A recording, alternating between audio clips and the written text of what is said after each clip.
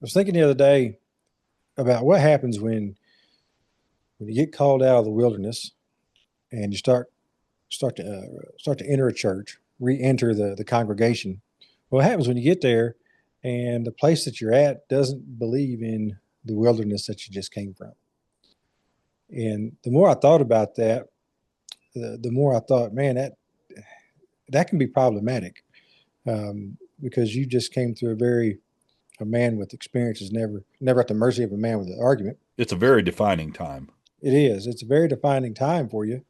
But now you're amongst a group of people that pretty much think that you walked away and may have abandoned them. And I'll tell you where this came from. My wife and I were talking the other day, and she goes, "Hey, I saw so and so, bumped into so and so the other day." It's like, okay, the name didn't really ring a bell to me or anything. I don't remember a whole lot of names. And so we got to talking, and she says, "Yeah, says we went to church together." So we're the same church. And the lady goes, "Oh yeah, what's your last name?" And my wife told her what our last names were, and the lady went, "Oh." As my wife knew immediately that that wasn't an "oh" like, "Oh yeah, I know who you are." It was more like a "oh, we've heard about you all." And so then the conversation kind of got different, kind of got distant, she said.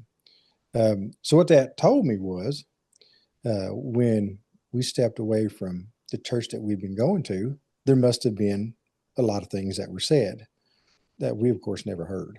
As my wife and I talked about it, he said, "We know no one ever called us, no one ever talked to us, no one ever reached out to us and asked us where we were, and we've been away from this church for several years now.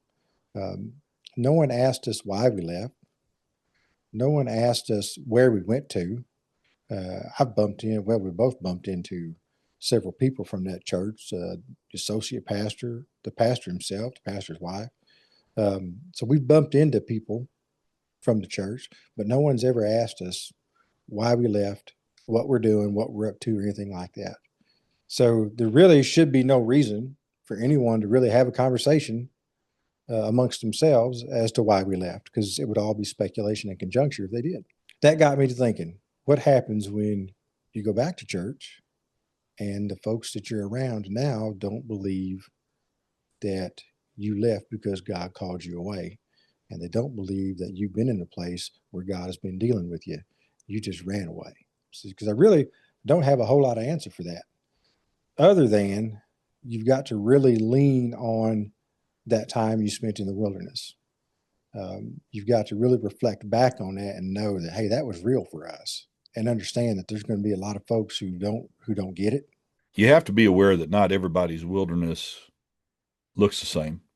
Mm-hmm. There was a book, and I probably need to go back to read it. Everybody talks about how great the guy is, and every time I go, well, yeah, I don't see what the big whoop is. And there was a time I did, but every time I tried to really get into what the guy was writing, it was just like it made the Lord seem very distant. Mm-hmm. And I don't know what, and I'm not trying to say that about that guy. I'm saying it about me learning from that guy, Right.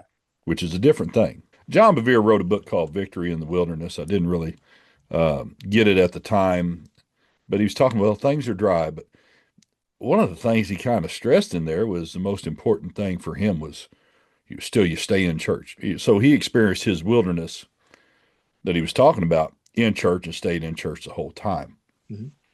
You and I, it did not look like that. Matter of fact, part of the issue was we kept trying to go back in church as far as local bodies, and the Lord kept showing us the exact same issue no matter where we went. In doing so, we realized that He was calling us to be alone with Him so He could refine the message that He was implanting in us, and so that we could have a very defined relationship with Him. You have to understand that it looks different for different people. So there's going to be a group of people that even if you talk about the wilderness, the fact that you left the church, which is everything that their Christian walk revolves around, is church, church, church, church, church, church, church.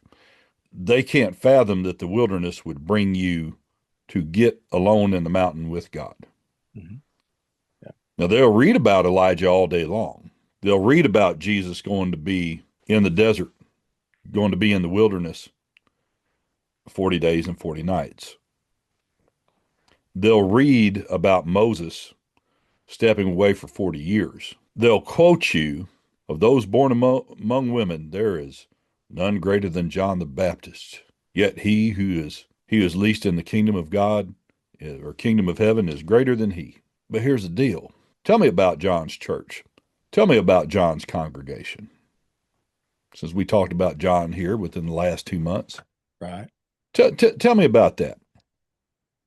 John appeared in the wilderness baptizing beyond the river Jordan, Mm-hmm. preaching. Right. So tell me about that. Now, when you have biblical examples of that, on top of that, there are ministers out there preaching against the wilderness.